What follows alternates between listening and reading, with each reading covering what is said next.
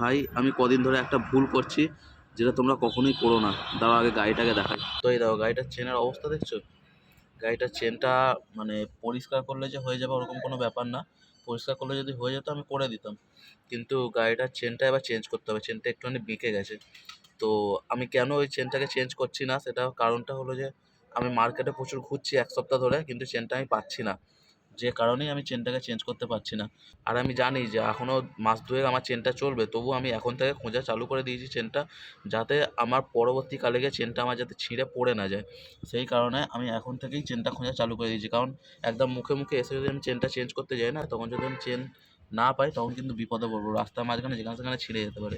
তো সবসময় তোমরা এই জিনিসটা করবে যে যে কোনো তোমার গাড়ির জিনিস তোমার যদি মনে হয় যে তোমায় চেঞ্জ করতে হবে, তাহলে কিছুটা হাতে সময় নিয়ে চেঞ্জ করার চেষ্টা করো। কারণ অনেক সময় হয় যে তুমি হয়তো সেই জিনিসটা পাচ্ছ না, তো তোমার হাতে সময় থাকবে, তুমি যদি জিনিসটা নাও পাও তুমি আরও কয়েকটা দিন গাড়ি চালাতে পারবে। সেই জন্য তোমার গাড়ি যদি কোনো জিনিস চেঞ্জ করার হয় তো সবসময় হাতে একটু সময় রেখে চেঞ্জ করার চেষ্টা করো।